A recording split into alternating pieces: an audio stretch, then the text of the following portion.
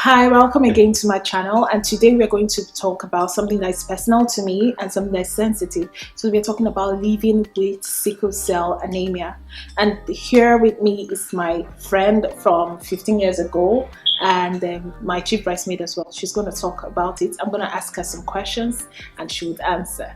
So I met Weyinmi in secondary school, and I realized that she told us that she had sickle cell anemia, but you would actually see her past that, sincerely, because she had a bubbly personality. She can be annoying sometimes, but she was an amazing friend. So that's what has kept us for these years that we've been friends. So today I'm going to ask Weyinmi about living as a sickler. So first of all, when did you realize that you were a sickler?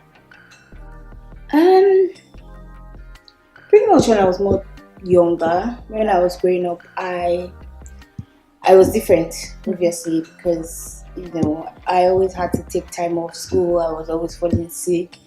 I spent most of the time in the hospital instead of in school, and so at some point, someone had to explain to me what was going on. But at the time, I wasn't able to process what they were saying. I only just realized that I'm different from my siblings. Like, I always fall sick. So, after a while, they kept explaining, and then obviously when I got old enough, I read about it, and then I just took it from there. So how did it make you feel?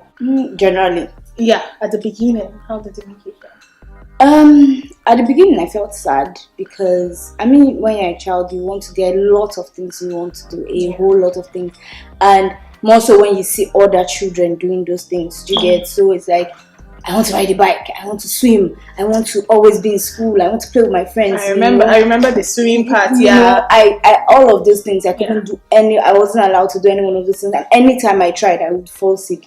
So I really felt bad because it was like there was a lot I couldn't participate in because of it. Yeah. I remember your mom bringing you over to my house and telling me how to take care of you.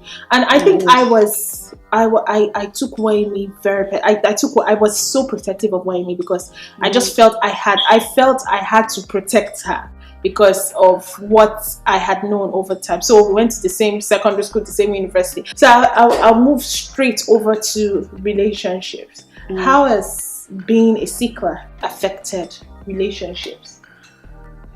Well, first of all, it's sad to say, but then in this day and age, some people still don't understand what it is to live with sickle cell. And I remember being in a couple of relationships. So, it's always a problem in every of my relationship.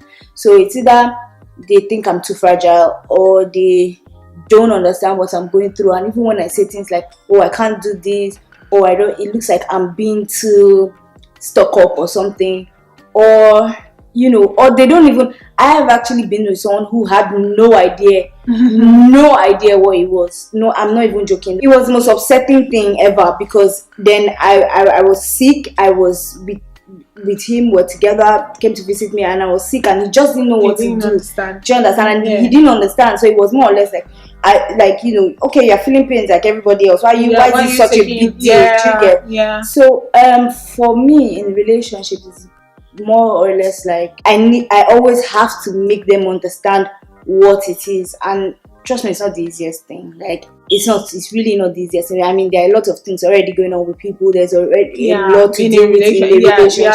So telling the person that extra part and telling them how they can relate with you or whatever it is. And then there's also the issue of, obviously, you can't be with people who are not AA. That's a given. Yeah. Do you understand? Very so true. That kind of already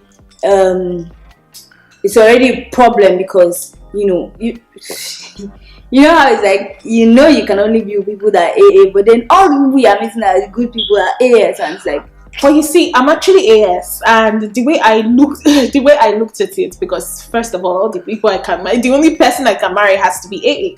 So the way I looked at it from the beginning, I always told myself that, you know what, this is just making it easy for me. God has told me the AS people are not my people. Yeah. So whenever I get to that place where I even want to like an AS person, I just like, please, this is how God just put it, so it had to be AA for me. So I actually feel that we should look at it that way, that God has actually streamlined, because it's a lot of work to actually choose the right person, you know. But again, if you are that kind of person who can, most people cannot have those conversations with the person they are in a relationship with, especially when it's just like very recent or it's a new relationship.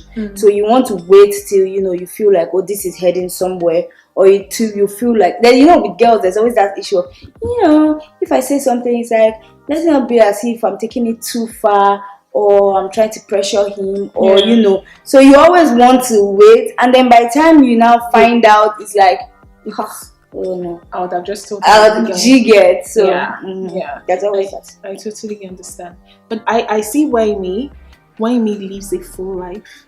Weyinmi is as in, she travels, or she's in one place or the other, but she can't have a dull moment. And you can't have a dull moment, Weyinmi. So is there anything you would like to tell people that are living with sickle cell? I feel they should live their lives. I mean, we're not different from any other person. Basically, it's not like we have an expiration date on us. Do you understand? Yeah. That's what most of us feel. But I feel like, yes, we're fighting a constant battle every other day for our lives, and that, I feel like that makes us much more special. Yes, what you mean.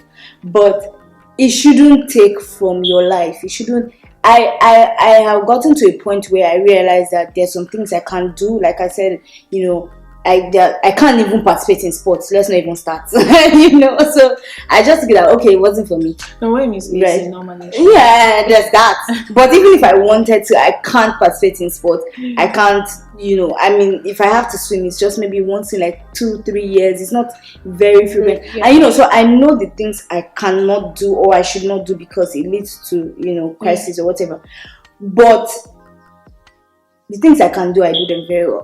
I do them very, very well. And I try to live my life to the fullest as much as possible. And that's what I would advise any other person. Like, live your life the way you want to. Enjoy life. That's how it's supposed to be. I mean, regardless of what you think is going on with you health-wise. Yeah. What just came to my mind was, what would you say to those guys of other genotypes that want to get married to a sickle, to someone with SS? Do you get? It's not the easiest thing. Yes, let's be honest. It's not the easiest thing.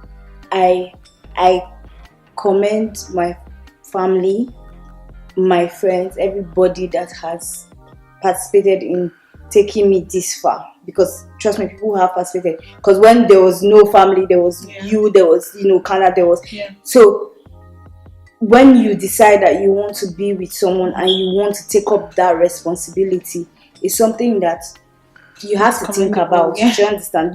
First of all, you have to think about it. You have to decide that it is what you want to do, right? And then thank you. On behalf of the rest of us, thank you, because there are some people who would not even bother. They won't even know. And trust me, they won't even bother. The moment they hear that that's what's going on, they're out the door. So anybody who takes up that responsibility or who is willing to do that is a very decent person. I think so. Yeah. As in, you're pretty special to take up that responsibility. To me, I feel if you say, yeah, I'm going to marry this girl regardless, I'm going to marry this boy regardless, I think you're an amazing person, and that you have more than, you're not just a pretty face, you have a personality that is really endearing. And I feel that's what I feel. So I feel like whoever gets married to my friend, that person would be amazing all around. So one thing that is very important to me is those people that are still marrying AS, both genotype AS. Please, Weyinmi, do you have an advice? I have heard though that there's something you can do before the baby comes to check if the baby is a sickle or not, and then decide to have the baby or not. Though I don't think it is right, but yeah, I would love Weyinmi to just say something about that.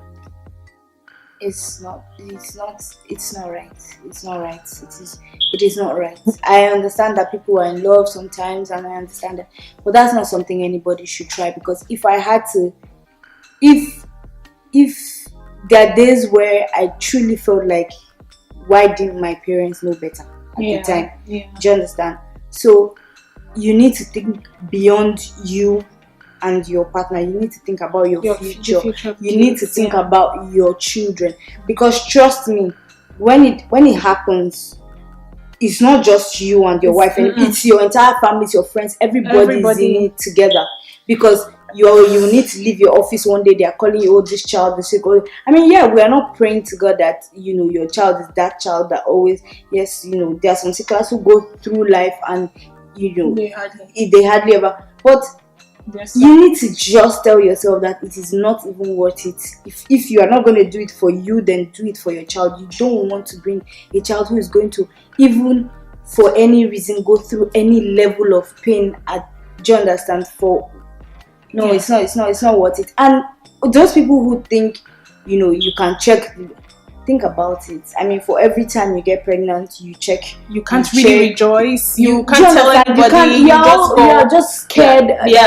It's supposed to be a thing of joy. You're supposed to be happy. So first of all, if you need to take out that baby because the baby is SS, imagine the trauma you'd go through the next time you get pregnant. So it's not. I really don't think it's worth it. I personally feel it's pretty selfish. As in, sorry for my use of words, but no, I have actually experienced this. Maybe not firsthand, but I have actually experienced this because I've been Weyinmi for a long time. So I feel it's selfish if you know better and you still go ahead, because it's not just about you. It's about a child. So I think, in as much as if this is the case right now, you can live a full life, you should also make a smart decision to fall in love with someone that is close to, as in that matches you. So if you're AS, please, it's not just, I don't think it's right to get married to an AS person as well. Do you get it? Except you guys have agreed that you want to adopt kids. Do you get it? Exactly. Because that option is there. So that means you're not putting, so if you feel like you love yourself too much and you can't let it go, so then decide that adopt kids, or I don't know, or except there's a technology that will tell you before you do how many kids will be and which one will come first.